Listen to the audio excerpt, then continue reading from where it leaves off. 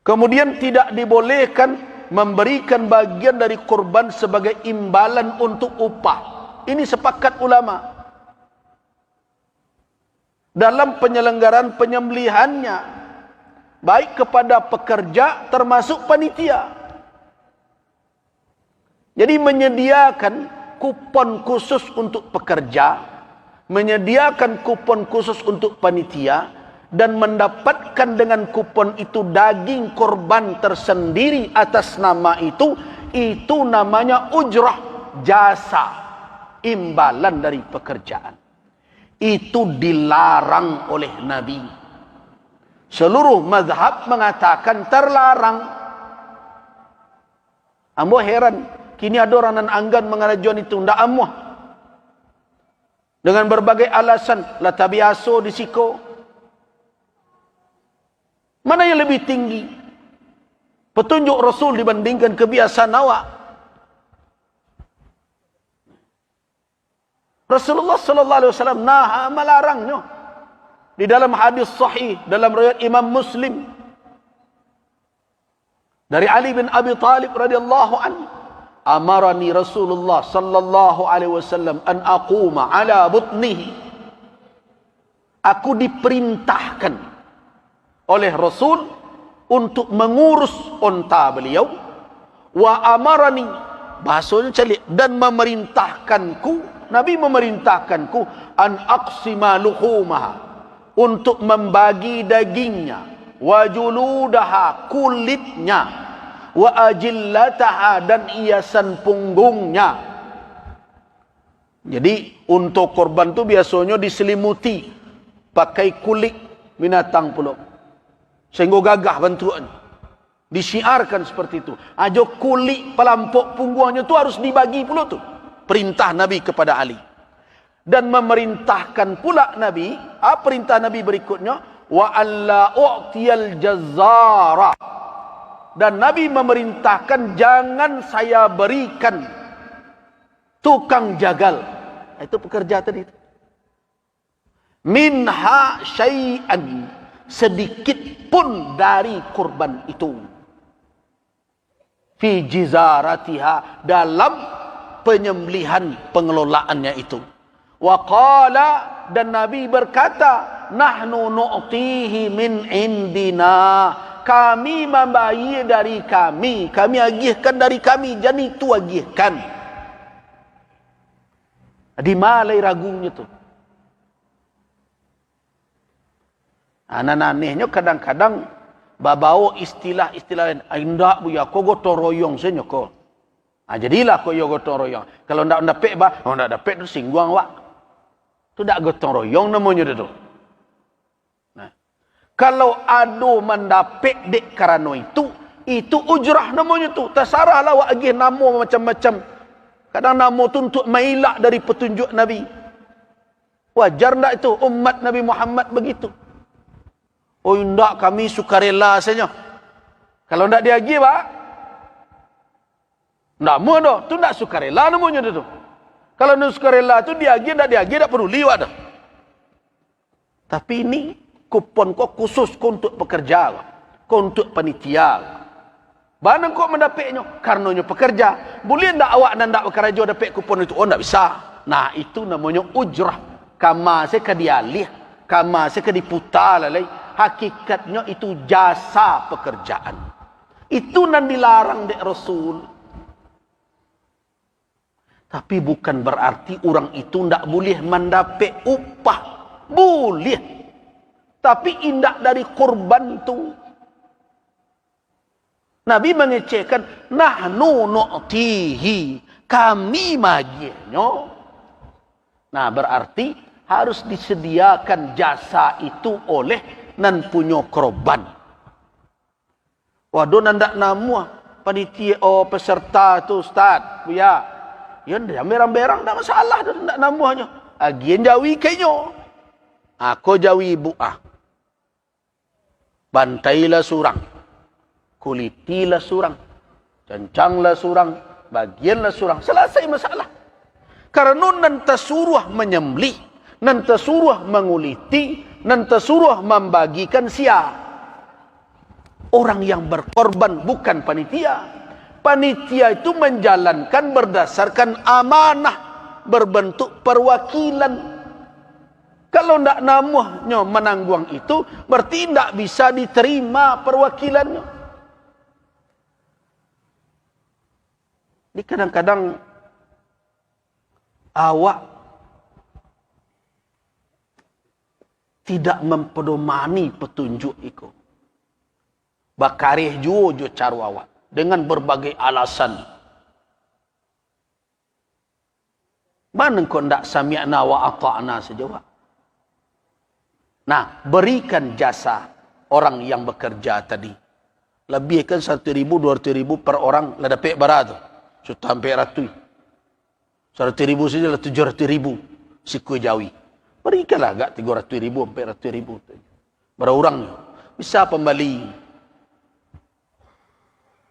minyak dan berbagai macam. Tapi untuk jatah dia sebagai warga, berhaknya dapat. Karena itu bukan imbalan kerja. Silakanlah. Sebagai warganya berhak dapat kupon biasa, silakan. Tapi atas nama pekerjaan dia tidak boleh menerima dari korban itu. Termasuk kulitnya. Nah ada juga nak bakare. Oh kami nak iyojo dagiang. Boleh? Ada caranya. Lebihkanlah.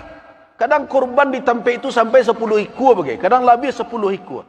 Kalau dilebihkan 100.000 surang untuk pekerja, seekor jawi berapa tu? 700. Kalau 10 berapa?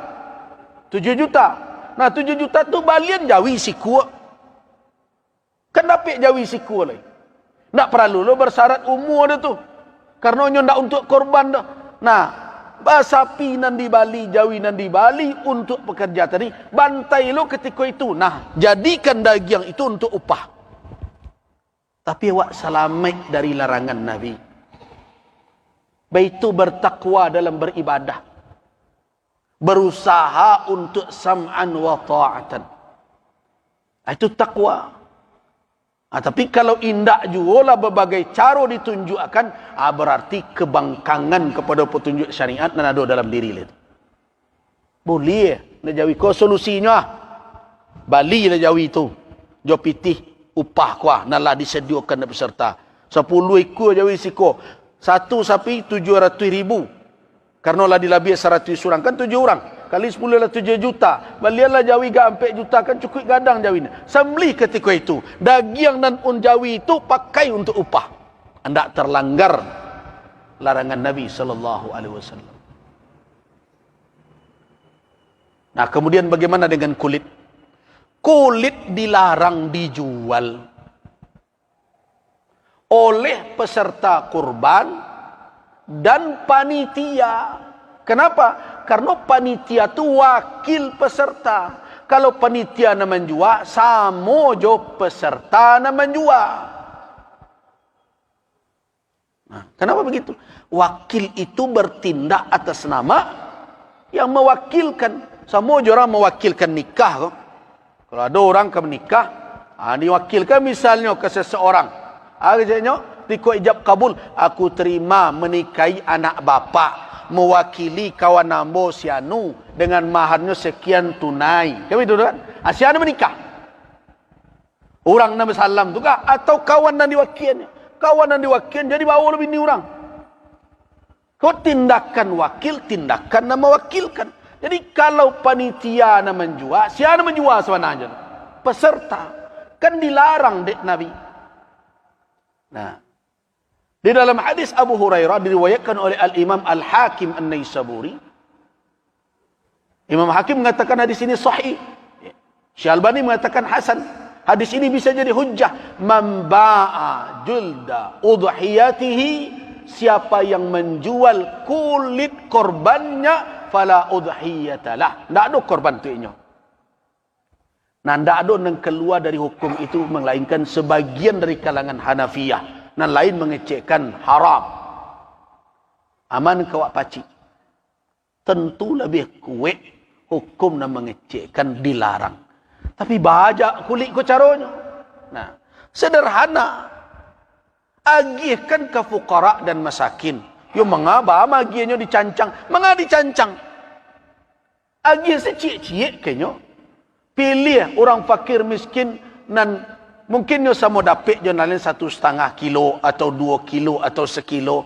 Tetapi keluarganya jauh lebih besar, kondisi lebih parah. Nah, agi kuah kulit Jawi. Nyo tanyo, kamangade ambo dak pandai memolahnya depak panitia. Nantilah kok tiba orang membeli jual dia awak. Orang yang menerima tidak dilarang menjual. Asalahnya. Kan masalahnya ndak buntu sadonyo. Cuma kadang perangai panitia ku ada ndak ke diatur-atur. Itu masalahnya. Itu masalahnya. Berarti ketundukan kepada petunjuk syariat nan ndak ada. Supaya lebih aman jalannya. Sudahlah, terima orang kau mari pak berapa orang? Aku kulit 10 pak 10 orang ambil cik seorang. Kalau kami tu ada orang kembali kulit dah apa lah beretongnya dah sarah repak lah sinan. Kalau itu dilakukan melanggar tak? Tak ada melanggar. Kenapa? Karena orang sudah menerima berhak untuk menjual. Nan hebat bana kini kulit ko dijawi jo lai ala dijualnya kurang. Lun tangga dari Jawi jualnya, terima biti. Dan berbagai macam. Nah, Bapak dan Ibu jamaah rahimakumullah. Banyak lagi sebenarnya yang perlu kita perbaiki. Cara pemberian. Kadang dek karano caru awak tu ada lu nandak tapi. Orang fakir, orang miskin nan tahari lah. Nanti lecehkan. Orang diaruk kadang-kadang berdasaknya. Basasaknya. Padahal kita harus menjaga. Sedekah itu jangan diiringi oleh adza. Oleh kalimat, sikap. Yang menyakiti orang yang menerima. Yang merendahkannya. Karena itu setiap tahun usahakanlah memperbaiki. Supaya ibadah awak itu tagak di atas ketakwaan. Itulah pesan nombor. Saya cukupkan sampai di situ.